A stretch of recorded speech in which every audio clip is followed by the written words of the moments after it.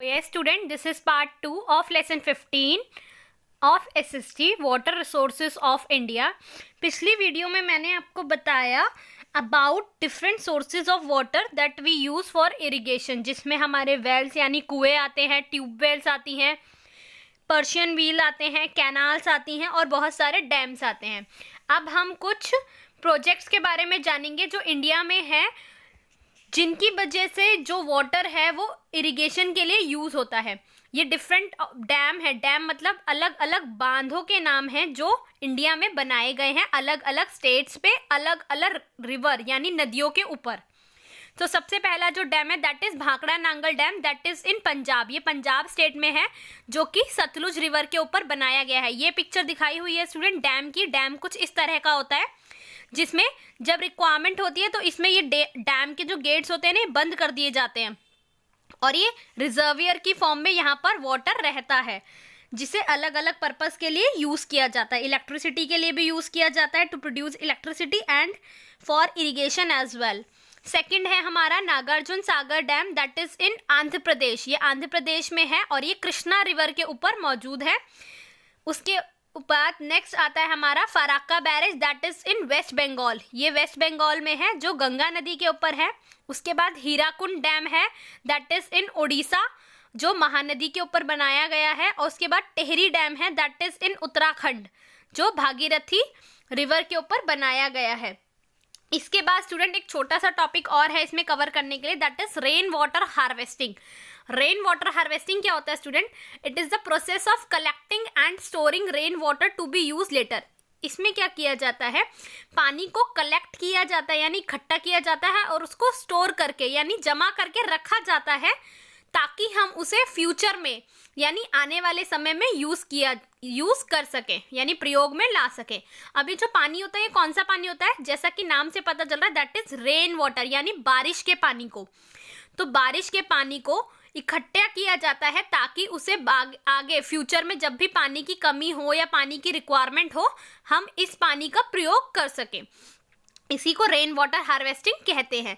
इसमें क्या होता है स्टूडेंट, कई लोग अपने घरों में भी ये चीज़ करते हैं, अपने घर के ऊपर कुछ ऐसा मिट्टी का वाटर टैंक बनाते हैं जिसमें जब भी रेन होती है ना यानी जब भी बारिश पड़ती है तो पानी इसके अंदर कलेक्ट हो जाता है और फिर इससे पाइप्स ज्वाइन कर देते हैं, जिन पाइप्स के थ्रू ये पानी अंदर नीचे तक यानी घरों के अंदर तक सप्लाई भी हो सकता है।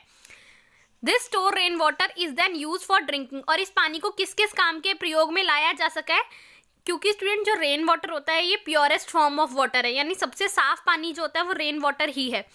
तो इसीलिए इसको पीने के लिए, इरिगेशन के लिए और भी अलग पर्पस के लिए यूज किया जा सकता है। It is usually done in the areas where there is scarcity of water. और ये ज़्यादातर उन्हीं इलाकों में किया जाता है जहाँ पानी की स्कैरसिटी मतलब कमी, जहाँ पानी की कमी होती है ना उन जगहों पर ये रेन वाटर हार्वेस्टिंग की जाती है। अब इसके बाद आती है इंपॉर्टेंस ऑफ वाटर। इसके बारे में हमें ज़्यादा डिस्कस करने की ज़रूरत नहीं है स्टूडेंट, क्योंकि हम सभी जानते हैं कि हम सभी की जो बेसिक लाइफ रिक्वायरमेंट है वो सबसे पहली वाटर ही है। Because without water life can not exist. पानी के बिना हमारी लाइफ एग्जिस्ट नहीं कर सकती। और हमारे साथ साथ जितने भी लिविंग क्रिएचर्स हैं या लिविंग बींग्स हैं, जिसमें एनिमल हैं, आपके प्लांट हैं, इंसेक्ट हैं, बर्ड हैं, उन सभी को पानी की रिक्वायरमेंट है। तो इसीलिए हमें पानी को वेस्ट नहीं करना चाहिए और साथ ही साथ ना ही इसे पॉल्यूट करना चाहिए। पॉल्यूट मतलब गंदा करना। इससे पहले चैप्टर में आपने जाना होगा, नहीं तो आपके साइंस में एक चैप्टर था दैट इज अबाउट पॉल्यूशन। हमारा जो वाटर है वो कई तरीकों से पॉल्यूट हो रहा है। पॉल्यूट मतलब गंदा हो रहा है, तो वो वाटर पॉल्यूशन को भी रोकना बहुत ज़्यादा ज़रूरी है। वाटर पॉल्यूशन क्या होता है स्टूडेंट, जब भी वाटर में कुछ ऐसे कंटामिनेटेड पॉल्यूटेंट्स मिल जाते हैं जिसकी वजह से वाटर कंटामिनेट हो जाता है यानी गंदा हो जाता है, उसकी प्योरिटी जो है वो घट जाती है, उसे वाटर पॉल्यूशन कहते हैं। So it is very important to protect water and as well as to save it for future. It is very precious, क्योंकि हमारे लिए बहुत ही ज़्यादा कीमती है।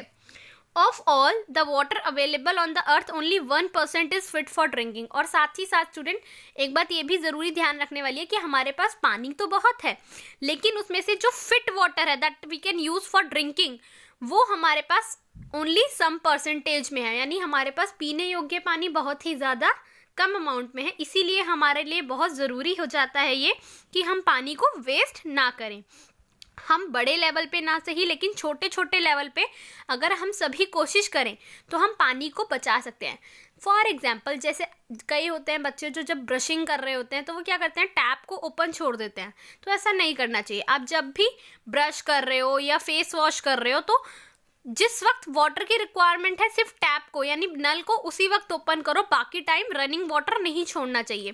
कहीं पर कोई पाइप लीकेज हो रही है आपके घर में या कोई वाटर टैप टूट गई है तो उसको जल्दी से जल्दी रिपेयर कराएं ताकि वाटर वेस्टेज ना हो। साथ ही साथ वाटर की जितनी रिक्वायरमेंट है उसको उतना ही यूज़ करें। शावर की जगह बकेट और मग का यूज़ करें, यानी बाल्टी और मग्गे का यूज़ करें नहाने के लिए, क्योंकि उसमें पानी कम यूज़ होता है और पानी को वेस्ट नहीं करना चाहिए। फॉर एग्जाम्पल, जैसे आपकी वाटर बॉटल में आप स्कूल जो लेकर आते हैं उसमें अगर पानी बच जाता है तो उसे आप क्या कर सकते हैं, उसे आप पौधों में दे सकते हैं।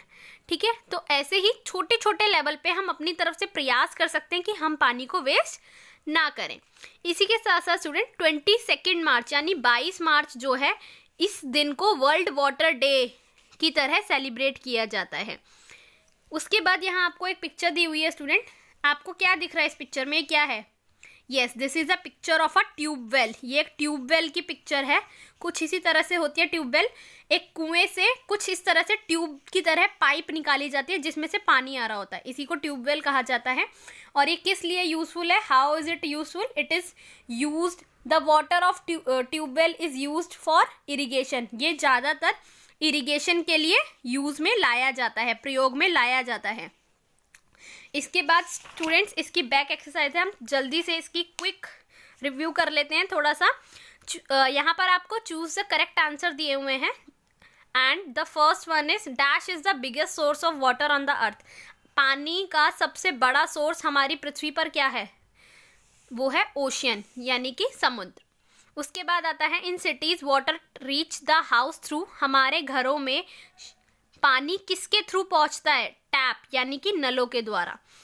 Then the dash is not a source of fresh water. इसमें से कौन सा पानी है जो साफ नहीं होता? तो इसका आंसर है सी, समुद्र, क्योंकि सी वाटर जो होता है वो बहुत ही ज़्यादा सॉल्टी होता है यानी खारा होता है।